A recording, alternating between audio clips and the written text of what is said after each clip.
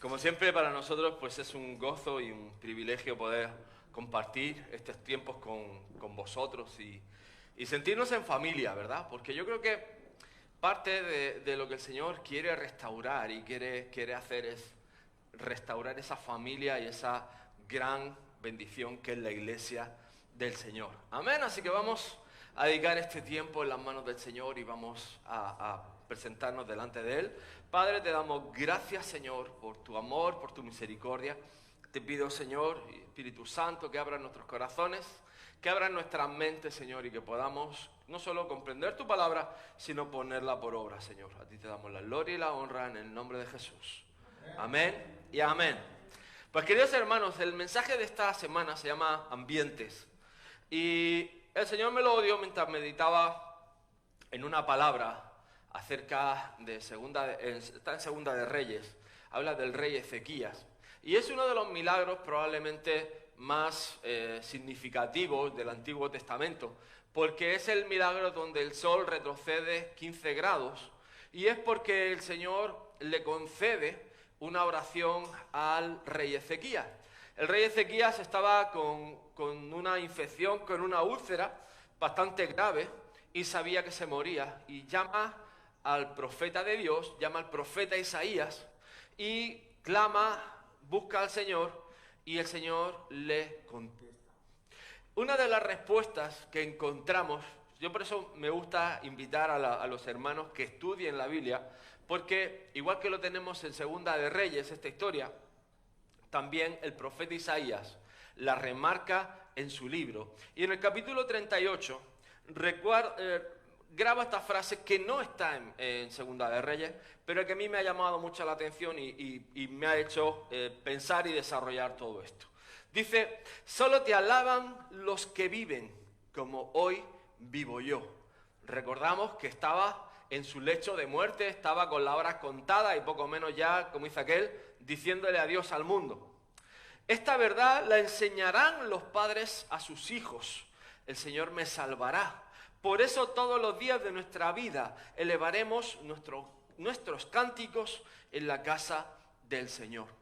Hay que resaltar que una de las cosas, la primera cosa que el profeta le dice al rey Ezequías es: Ezequías, ordena tu casa, porque la hora viene. Y me llama la atención porque digo, Señor, muchas veces yo sé que hemos hablado multitud de veces acerca de ordenar nuestra vida para que el Señor nos bendiga. Pero verdaderamente vemos una exhortación de sanidad.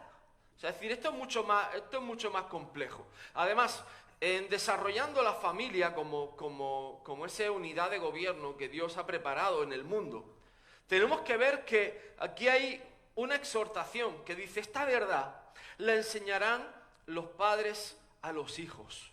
El Señor me salvará.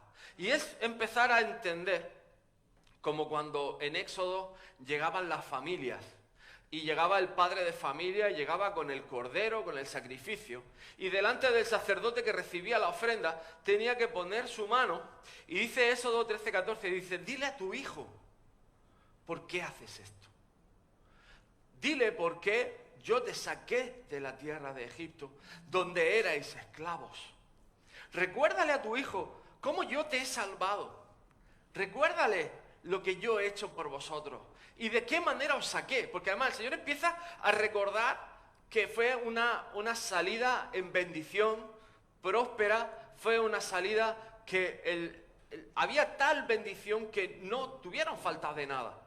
Y es algo precioso, porque yo creo que muchas veces nuestros hijos tienden a vivir nuestra fe, pero no hay un encuentro personal de Dios con ellos. Es decir, viven lo que nosotros vivimos. Obviamente en casa pues se habla de Jesús, se habla del Señor, oramos, bendecimos los alimentos, nos levantamos, oramos, pero nos descuidamos algo que yo creo que es buscar la manera donde ellos tienen un encuentro personal con Dios.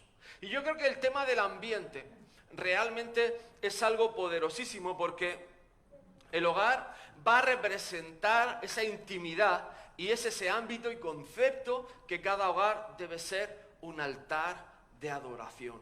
De alguna forma, hermanos, nuestra adoración va a ir donde nosotros vayamos.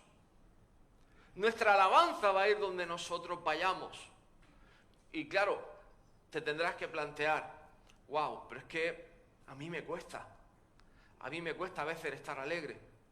Y de verdad, es decir, lo hemos dicho muchas veces, pero una de las cosas que esta pandemia está sacando son miedos, son depresiones, son temores, son angustias, son soledades, son tantas y tantas cosas que estaban aquí y que han sido expuestas en el momento que hemos sido un poquito pasados por el fuego. Porque mira, gracias a Dios, en la alacena ha habido comida, nadie nos ha quitado la casa, hemos tenido de todo, pero hemos puesto en estrechez, porque nos han quitado el hacer lo que nosotros queríamos hacer. Nos han quitado la libertad, entre comillas. Pero es interesante, bueno, nos han quitado la libertad y tengo que añadir, que nos han quitado nuestros planes. Porque a mí por lo menos una de las cosas que más me han quitado ha sido la planificación. Este año teníamos una serie de planes, una serie de proyectos que de repente no existen. Y yo puedo hacer dos cosas. Puedo frustrarme o puedo alabar a Dios con mi actitud. Puedo adorar a Dios con mi actitud.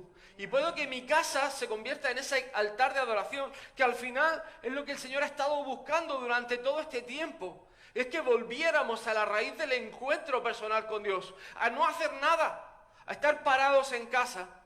Y como dice que ya por aburrimiento, cuando ya no hay más series en Netflix, cuando ya no hay más televisión, cuando ya no hay más tal, agarro la Biblia. Porque ya no tengo más que hacer. Pero es interesante que hay un mandamiento de parte de Dios a ordenar nuestras vidas. Y esto lleva un proceso donde nuestro hogar es influenciado desde dentro hacia afuera. Es decir, nuestra vida primero va a ser procesada aquí dentro. Los miedos, los temores, las depresiones, nuestras ganas de controlarlo todo, nuestra estructura, nuestra cueva. El Señor la está demoliendo como con un marro. La está asolando. Y ahora, como dice aquel, estamos casi en las puertas, se supone que de una segunda ola. Pero creo que otra vez muchos vuelven a la casilla de salida. ¿Y sabes por qué? Porque no has salido de tu cueva. Y yo creo que esto el Señor está tratando con nuestros corazones, porque quiere derribar esos muros de temor, esos muros de incredulidad, esa falta de fe. Quiere restaurar ese vínculo maravilloso de amor que es la familia. Quiere volver los corazones de los padres a los hijos y los hijos a los padres. Quiere restaurar matrimonios, quiere restaurar la familia, quiere restaurar todas nuestras relaciones personales. Y algo más importante, quiere que amemos la iglesia. Porque algo que me doy cuenta que habíamos perdido es la visión de por qué necesitamos la iglesia. Nos hemos creído una mentira. Y es que como cuando dos o tres reunidos, ahí estoy yo, pues casi que la iglesia no importa.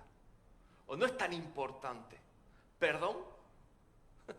La iglesia es la esposa. La iglesia es la novia. La iglesia es el cuerpo de Cristo y Cristo es la cabeza. Y la iglesia es fundamental. La iglesia nos tiene que doler. La iglesia tiene que ser nuestra iniciativa. Mira, hay algo que me llamaba la atención y te invito a que lo veas. No es Marcos, es Lucas lo que tenemos esta semana. Pero te invito a que lo leas. Cuando hablábamos de la parábola del mayordomo infiel, dice el mayordomo infiel una cosa que digo, Señor, wow. Dice que el mayordomo infiel se puso a ver todos los deudores del Señor, todos, uno por uno. Este me debe trigo, 100, le cobro 50 y los 50 para mí. Este me debe aceite, pues si son 40, que pague 20 y los 20 para mí. Y este debe tal cosa. Y dice el Señor una cosa, el mismo Jesús, ojalá mis hijos fueran iguales de sagaces, siendo mis discípulos, que este mayordomo infiel. Y me hizo pensar, digo, Señor, ¿cuántas horas pasamos pensando cómo predicar la palabra? ¿Cuántas veces pensamos qué voy a hacer, qué puedo hacer en la iglesia, qué le voy a proponer al pastor para ganar almas, para llegar al perdido, para llegar al cansado? ¿Qué voy a plantear para predicar más el evangelio? ¿Qué voy a prepararme yo? ¿Qué voy a estudiar para cuando llegue el momento de que tenga que compartir en mi trabajo, en la escuela, en la universidad, donde sea? ¿Qué voy a hacer yo para prepararme? Para cuando tenga que dar la palabra, ahí esté yo, entrenado, preparado, capacitado en la palabra. Pero eso se llama iniciativa santa. Eso se llama anticiparse a los tiempos y ver la necesidad. Pero estamos tan ocupados en esa burbuja del día a día que perdemos el objetivo de lo que Dios quiere con nosotros. Y sí, me dirás, pastor, es que es difícil. Claro que es difícil. Por eso Dios quiere poner orden. ¿Sabes por qué? El otro día hablaba con alguien y me decía, pastor, es que yo quiero ser esposo. Digo, tienes razón. Pastor, yo quiero ser padre. Tienes razón, tu hijo no va a tener otro padre, vas a tener tú. Por lo tanto, más vale que seas un padre presente, no un padre ausente. Y también quiero tener tiempo para estar con mis hermanos. Amén, es necesario. Pero también quiero tener tiempo para pasar con aquellos que no creen o no te conocen. Y hay que empezar a pensar que hay un equilibrio en todo esto, hay un orden y que todo es necesario. Que mi esposa no tiene otro marido, que mis hijos no tienen otro padre, que la iglesia de momento no tiene otro pastor y que ahí fuera se está perdiendo gente. Y todo esto sé que es un cóctel molotov, que desbalancearlo es tan fácil. Es tan fácil. Pero al mismo tiempo está en nosotros ordenar nuestras vidas y sobre todo ordenar nuestras prioridades. Por eso, hermanos, lo primero, el gobierno es teocrático. Dicho de otra manera, yo soy templo de Dios. Quiere decir que esta carcasa de aquí, el templo era una carcasa, era un edificio, paredes de piedra recubiertas por madera con pan de oro, labrados con dibujos, ¿sí? Yo sí un poco más, tengo piel, pellejo, algún pelillo que otro, pero la cubierta es similar. Pero yo le pertenezco a Dios. Y eso es lo que le tengo que transmitir a mis hijos, que el que gobierna es Dios. Por eso dice aquí el profeta Isaías, y lo dice de Ezequías, solo te alaban los que viven como hoy vivo yo. Esta verdad le enseñarán los padres a los hijos. El Señor me salvará. Por eso todos los días de nuestra vida elevaremos nuestros cánticos en la casa del Señor. Es decir, ¿por qué celebramos al Señor? Porque en Él hay salvación. Pero no podemos descuidar la salvación sin descuidar la familia. Porque tenemos que transmitir el mensaje de salvación primero a nuestros hijos. Para entonces, en ese ambiente donde en nuestra casa, con nuestros hijos, se levanta ese altar donde cantamos alabanzas al Señor, donde nuestra boca habla bien y no mal. Y tú dirás, pero es que no tengo dinero. Vale, pero es que Ezequías estaba muriendo. Hasta que no pasa el milagro, Isaías no recibe la visión de hacer un pan de higos y ponerlo en la herida. Y podía haberlo recibido al primero. Estamos hablando de un milagro que mueve 15 minutos adelante el sol. Entonces, a partir de ahí, tenemos que entender que ese milagro ya era la bomba. Podía haber recibido el segundo milagro inmediato. Pero no, había una confirmación de parte de Dios. ¿Por qué? Porque iban a cambiar la manera de hablar. Y la manera de hablar no solo trae salvación, sino que trae sanidad. Y eso, hermanos, habla de la sanidad, habla de la torta de higos, habla de la dulzura, de la bondad que tiene el Señor con nosotros. Por eso dice Colosenses 1, 18, 20, Él es la cabeza del cuerpo, que es la iglesia. Él es el principio, el primogénito de entre los muertos, para tener la preeminencia en todo. ¿Te lo traduzco? El Señor es primero en todo. En el trabajo también, en la casa también, en mi vida también. Y en el momento que no lo sea, esa es la A. El Señor es primero. Porque si no es primero, empezamos mal. Porque es la cabeza del cuerpo. Y no solo de la iglesia, sino primogénito para tener la preeminencia en todo. Porque el Padre le agradó que en Él, escúchame bien, habitara toda plenitud. Plenitud es decir, tengo dinero, estoy sano, mis hijos están bien, mi casa está bien, está pagada, yo tengo lo suficiente para todo lo que necesito y nada se queda sin hacer por falta de provisión. Eso es plenitud. Y por medio de Él reconciliar consigo todas las cosas. Todas las que están en la tierra como las que están en los cielos, haciendo la paz mediante la sangre de su cruz. Por eso la sangre, hermanos, es tan capital que tengamos entendimiento de la sangre de Cristo. Es tan fundamental que comprendamos esto. Intimidad, por supuesto, es fundamental cada día más. Y cuando hablamos de intimidad, hermanos, me venía este pasaje de Juan 15, que es de la vid y los pámpanos. Y me venía una palabra, anoche estaba preparando el sermón, y me venía una palabra, pero con letras mayúsculas, que era permanecer en mi presencia. Y una de las cosas que cuando tú trabajas en una vid, tiene una pequeña yunta, que cuando la presionas con muy poquita fuerza, se quiebra. Y se separa, literalmente. Los sarmientos tienen una yunta que en el momento que aplicas un poco de presión, automáticamente te separas de la vid, es decir, automáticamente sales fuera de esa unión. Y el Señor me hablaba de permanecer en la vid. Porque va a venir momentos de presión. Pero lo que el Señor nos está pidiendo en cuanto a la intimidad es permanecer.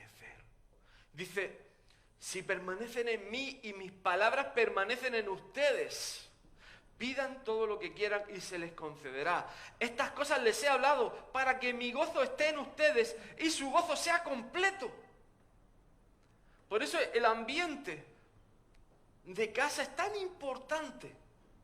Porque cuando permanecemos en su presencia, muchas de las necesidades y muchas de las faltas, carencias que estamos viviendo son completadas por el gozo de permanecer en Él. Y no te lo digo yo, te lo está diciendo el Señor Jesús. Si crees en Jesús, crees sus palabras, porque esto es importantísimo. Pureza. El Señor está llamando a una iglesia pura, limpia y sin mancha. Y me gusta este término. Vivir en pureza no es solamente santidad, es vivir sin mezclas. Y mira, para mí hay algo que la mezcla entra cuando mi corazón está dividido. Anoche tuvimos una llamada de teléfono y estábamos hablando de personas que están en el ministerio y están dentro de un ministerio. Y me dijo una frase concreta, y es que sabemos que esto es temporal. Y sabemos que estamos aquí, hay cosas que no nos gustan, pero sabemos que el Señor nos tiene aquí por un tiempo. Y el Señor me habla en ese momento y me dice, corazón dividido. ¿Qué significa esto? Mira, probablemente todos estamos en un viaje. De hecho, no probablemente, todos estamos en un viaje. Durante un tiempo estamos aquí juntos, unidos. El llamado de Dios es a ser unánimes o a estar unánimes. El homotumadón, de hecho, dos. Unidad de corazón, unidad de alma, de sentimientos y unidad de espíritu. ¿Vale? Ahí vendrá la unción y ahí pasan cosas cuando andamos unánimes en el Señor. Pero si estás aquí con tu corazón en cualquier otro sitio, te adelanto que no va a funcionar. Y tú me puedes decir, pastor, pues es que yo tengo claro que estoy de paso. Ok, vale, a lo mejor yo también. Pero mientras estoy aquí, mi corazón está aquí. Y mi mente está aquí. Y mi alma está aquí. En el momento que tengo división en mi corazón, esa pureza desaparece. Porque me estoy mezclando mis motivaciones, estoy buscando mi lógica, estoy buscando mi razonamiento y mi tiempo. Y ninguna de estas 4 pueden ser mías. Porque volvemos al punto 1. Esto es una teocracia. Dios gobierna. Dios quita, Dios pone, Dios lleva y todo tiene su tiempo. Pero durante el tiempo yo tengo que ser puro. Ese es el llamado de Dios. Y si no soy puro, hermanos, esto es triste, pero a lo mejor tienes que buscar otro lugar. Porque además, esa transformación de la que estamos hablando es de adentro, es de aquí hacia afuera. Por eso igualmente, muchas veces los papás o las mamás entran los divorcios y las disensiones. ¿Por qué? Porque hay una división en el corazón. Porque no quieren estar en su casa, no quieren estar con su familia, o han dejado de amar a sus esposas, o sus prioridades ahora son otras. Porque están enfocados en su carrera profesional o tienen cualquier otro tipo de prioridad. Pero eso es pureza. Que estés con todo tu corazón en un lugar, en un sitio. Y eso va a edificar tu casa. En el momento que tú no estás convencido de que es tu sitio, amigo, esto te puede pasar no solo con la iglesia, te puede pasar en tu familia. Y es peligroso, es muy peligroso. Porque yo creo que la falta de pureza es una de las mayores causas de divorcio y de separación. Vamos a la seguridad. El Señor quiere que entendamos que como Él gobierna, Él está en control. Algo que Dios quiere arrebatarte es el control. Por mucho que tú seas muy listo, muy fuerte, muy guapo o muy guapa, tú no estás nunca en control. Nunca te verás que puedas controlar la situación. Cuando te dicen, eres amo de tu vida, vale, tienes el albedrío para decidir, pero no eres amo de tu vida. Tu vida le pertenece a otro. Y si además entregaste tu vida a Cristo Jesús, mejor que mejor. Porque entonces, cualquier paso que tomaras, deberías de ponerlo en el altar y consultar al Señor. Mira, cuando hablamos de los sacerdotes que iban con el Urim y el Tumim, que eran 2 piedras, una significaba que sí, otra significaba que no, y el sacerdote entraba en el lugar santísimo y sacaba las piedras, las consultaba, y si las piedras se iluminaba, una de ellas, eso era parte de la confirmación de la respuesta del Señor. Pero había un montón de gente que venía a consultar la voz de Dios, es decir, había toda un ministerio dentro de la sociedad, porque había levitas en cada ciudad, en cada pueblo. Es decir, lo que nosotros vivimos, que conocemos como iglesia católica, y vemos una capillita en cada pueblecito, por pequeño que sea, forma parte de esa herencia judía que tenemos, de que en cada lugar tenía que haber un lugar sacerdotal. ¿Para qué? Para consultar a Dios, para alabar a Dios, para poder buscar la presencia del Señor. Todo esto ha derivado en cosas que han perdido esa autenticidad. Pero es que ahora todos somos reyes y sacerdotes. Y ahora el Espíritu Santo de Dios mora en ti. Y Él te guía a toda verdad. Pero para eso tengo que ponerme de rodillas, para eso tengo que buscar al Señor y buscar su presencia para que Él me conteste. Por eso dice el Señor, bueno, Salmo 91 se ha convertido, yo creo que en el Salmo trending topic de todo el COVID en todo el mundo. Pero dice el versículo 4 y a mí me encanta, el Señor te cubrirá con sus plumas y vivirás seguro debajo de sus alas. Y ahora dice, su verdad es un escudo protector. Y esa es la mayor seguridad que tenemos, saber lo que es cierto y lo que no es cierto. Si yo me paro en la verdad, la verdad me hace libre. En la verdad estoy seguro, en el Señor estoy tranquilo y confiado. Por eso hablamos de que el Señor es nuestro protector, nuestro refugio, nuestro Padre que nos cuida y nunca nos deja. Nuestra seguridad real no está en lo que podamos hacer con nuestras fuerzas, sino en lo que Él puede hacer si confiamos en su nombre. Amén. Es wow, es importante. La salud. Yo creo que esto nos da miedo todavía orar por enfermos. Todavía nos da miedo. No sabemos si va a pasar, qué va a pasar. Incluso yo creo que la pregunta es, ¿será que ridiculizo al Señor en mi incapacidad?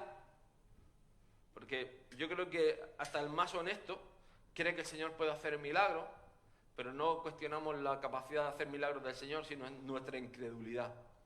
Y yo tengo que decirte que mi primer milagro, entre comillas, fue en mi incredulidad, pero en la persona que recibió el milagro estaba llena de fe. Y te lo voy a resumir. Era una hermana que acababa de recibir al Señor y le estábamos hablando de Dios y tenía un cáncer terminal de pecho.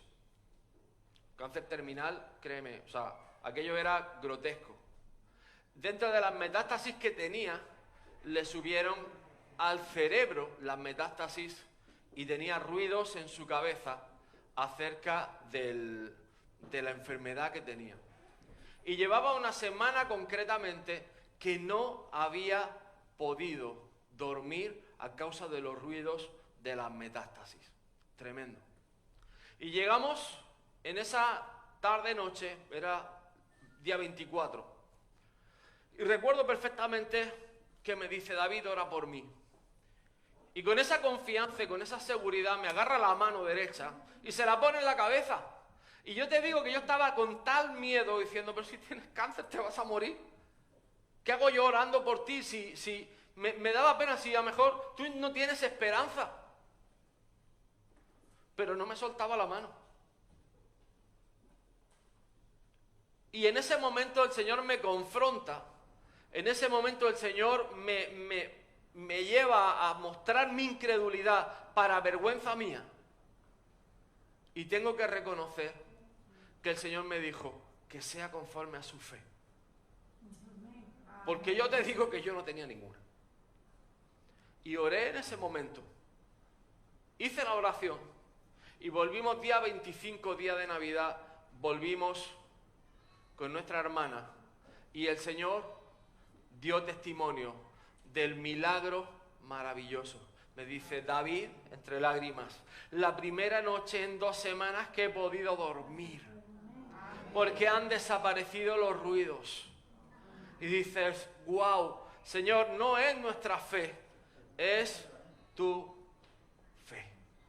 Y hermanos, muchas veces no esperes simplemente que el pastor o alguien tenga fe. Cada uno de nosotros necesitamos una porción de fe. Porque mira, Cristo está en todo lo que necesitamos. Es importante vivir en el poder de su sangre y entender que la sangre de Cristo tiene poder. Y así además aprender a vivir en salud, generar ambientes de salud en nuestros hogares y reconocer a Dios en todo nuestro ser, espíritu, alma y cuerpo. Y cuando hablamos de la sangre de Jesús, y para todos los que dudan de si hay una nueva dispensación, que sí que la hay, dice, por esto es mi sangre. Estaba el Señor haciendo la Santa Cena, la comunión por primera vez. Y dice, esta es mi sangre del nuevo pacto. Es que había uno antiguo, que había que sacrificar un animal para que esa sangre derramada pusiera paz entre Dios y los hombres. Pero en el momento que Jesús derramó hasta la última gota en la cruz del Calvario por cada uno de nosotros, se establece el nuevo pacto. Se rasga un velo que tenía 20 centímetros de ancho. Y de pronto un lugar que era prohibido para cualquier profano, menos para aquellos que habían sido ordenados como sacerdotes, que solo podían entrar una vez al año, queda abierto para toda la humanidad. Esa es nuestra disposición. La cruz no tiene poder en sí. La sangre del Cordero, la sangre de Cristo es el nuevo pacto. Pero aquí tienen la clave para perdón de pecados. Y lo he puesto con la sanidad. ¿Sabes por qué es tan importante el perdón de pecados en la sanidad? Porque muchas de las enfermedades están atadas a la falta de perdón. Cuando tú no eres capaz de perdonar, eres incapaz de ser sano.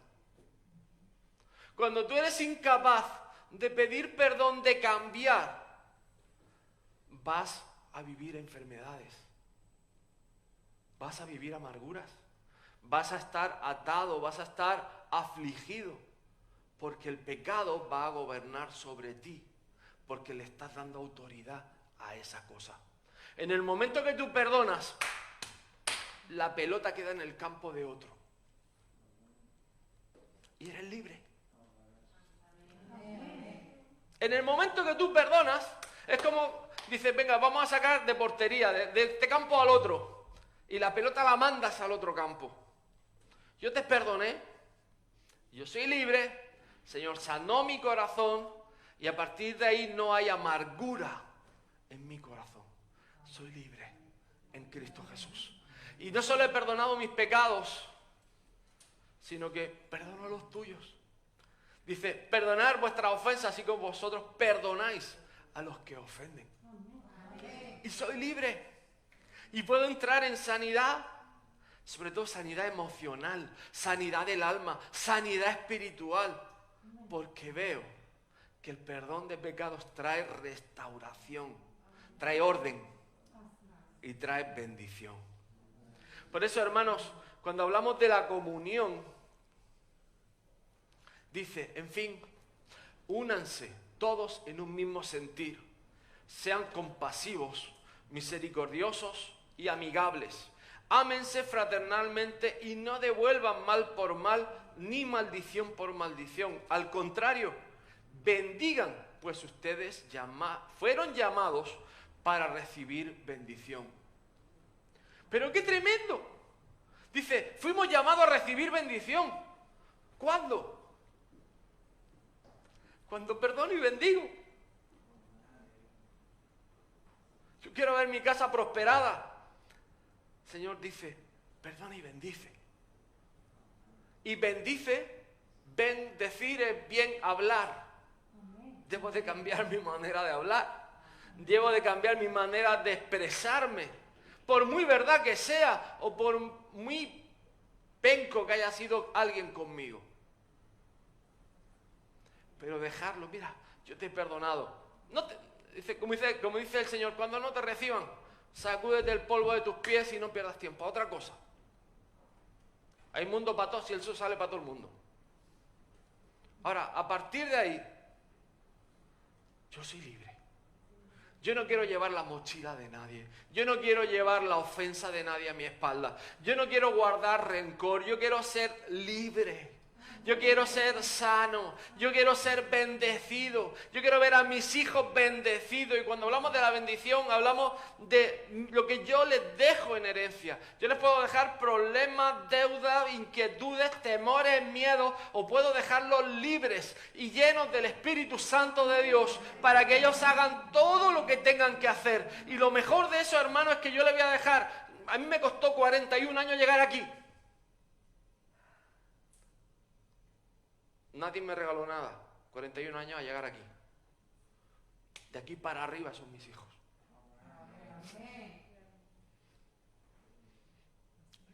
Ellos ya lo tienen. Ellos están viviendo en un ambiente donde esto es normal. Están viviendo un ambiente donde vemos la bendición de Dios. Estamos viendo un ambiente donde ellos están participando en nuestras oraciones, en nuestras luchas. Ellos, conforme más grandes son, más oran con nosotros. Y cuando toca perdonar, ellos son los primeros en que los confrontamos. Toca perdonar. Toca seguir adelante. Sigue avanzando. Sigue mejorando. Dios está formando, yo se lo digo a mi hijo, Dios está formando un líder en ti. Y díselo al tuyo. Díselo al tuyo. Dios está formando un líder en ti. Porque somos cabeza y no cola. Somos luz del mundo, no tinieblas. Somos sal porque tenemos sabor, tenemos algo que decir. Algo que el mundo no tiene, que es la luz del Señor, porque Él gobierna nuestras vidas. Por eso dile a tu hijo, el Señor está formando un líder en ti. Y ahora viene la que más os va a gustar. El descanso. Y no hablamos muchas veces del descanso, pero el descanso hasta el Señor descansó. 6 días en la creación y el 7º descansó. Pero mira, cuando ordenamos nuestra vida, ordenamos nuestra familia, ordenamos nuestro hogar, eso nos dará descanso a nuestro corazón, generando un ambiente de paz, mientras Dios mismo descansa en nosotros. Vivimos el reino de Dios, su justicia, paz y gozo en nuestra casa. Por eso el rey David dice en el Salmo 4:8, en paz me acostaré y asimismo dormiré, porque solo tú, Jehová, me haces vivir confiado. Y esto es porque el Señor gobierna y el Señor reina y el Señor está en control y Él está en dominio de toda nuestra vida. Pero ¿habéis visto de qué manera el Señor puede tener control de toda área de nuestro ser? Ahora, tú me dirás, pastor, yo estoy solo en mi casa, o estoy sola. Mi marido no es creyente, o mi esposa no es creyente. O me puedes decir, mira, soy joven y estoy peleando solo.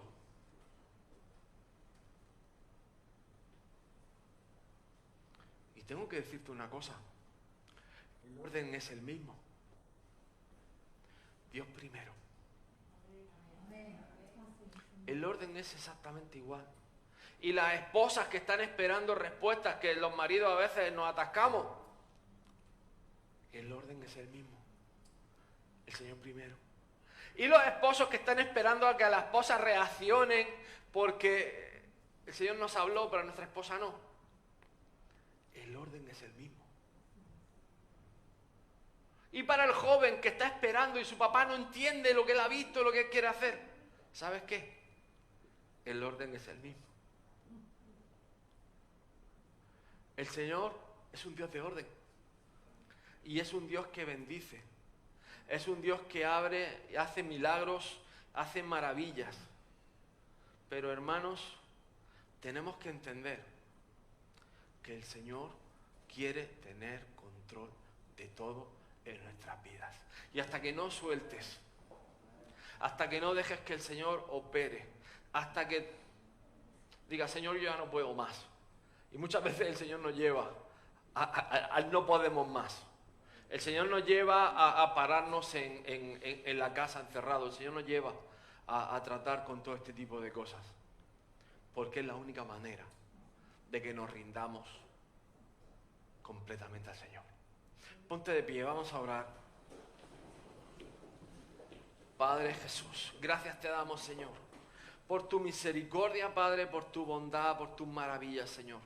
Padre, te doy gracias en esta mañana por tu palabra, por tu amor. Y yo te pido, Señor, que podamos, no solo, como hemos dicho al principio, comprenderla, Señor, sino ponerla por obra, Padre. Que podamos crecer en virtud, que podamos crecer, Padre, en el conocimiento de tu gracia, de tu gloria, Señor. Yo te pido, Espíritu Santo, que abras nuestros corazones, Señor, y que muestres cada cosa, Señor Padre, que sabemos que no te agrada, que tú muestras en nuestro corazón que no te agrada, Señor. Que tú estás revelando esa parte de verdad, Señor. Y podamos ser transformados, podamos ser procesados, Señor, a la forma de tu imagen, Señor Padre, a tu forma, no a la nuestra, Señor. Padre, yo te pido, Espíritu Santo, que hables a nuestros corazones y que reveles tu Santo Espíritu, Señor, a cada una de nuestras vidas.